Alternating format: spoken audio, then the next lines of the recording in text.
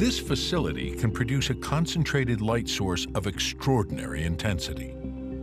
So to give you an idea, I mean, this is billions of times brighter than the sun. 10 billion times brighter, in fact. Using this photon beam to generate extremely high-resolution X-rays of the scrolls is a crucial first step in trying to read what's inside. You're shining an X-ray beam, a very intense X-ray beam, to your object. It works very similarly to a CT scanner. Brent's theory is that the ink inside the scroll should reflect more of the X-rays than the paper, allowing him to see a contrast between the ink and the papyrus. It's a process he successfully used in the past to read other ancient texts. In 2015, he was able to read a 2,000-year-old carbonized scroll found near Ein Gedi in Israel. We were the first to ever have done that.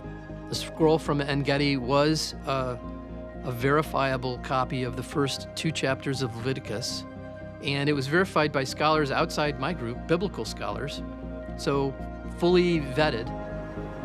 Reading inside of the Ein Gedi scroll was a major breakthrough. But the Herculaneum papyri are an even greater challenge.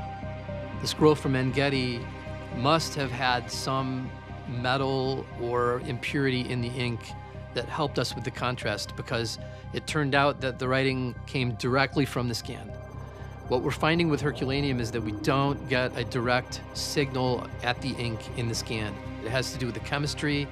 In the ancient world, the inks were mainly based on carbon, and the papyrus is carbon.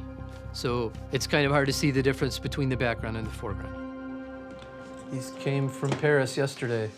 Yes. On the on the TGV through the tunnel, right? Through the English Channel.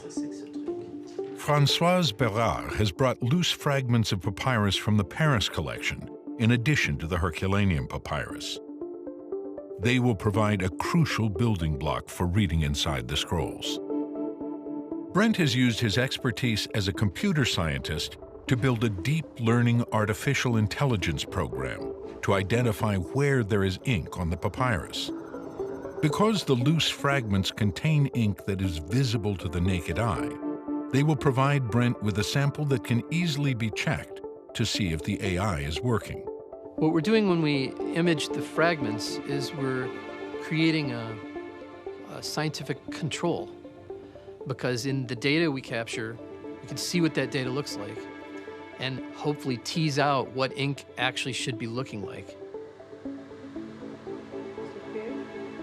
Yeah, let me cinch it up with the Allen wrench. So we'll do this. Once we use those controls, we have a better sense of what to look for in the data, so that's where the artificial intelligence comes in.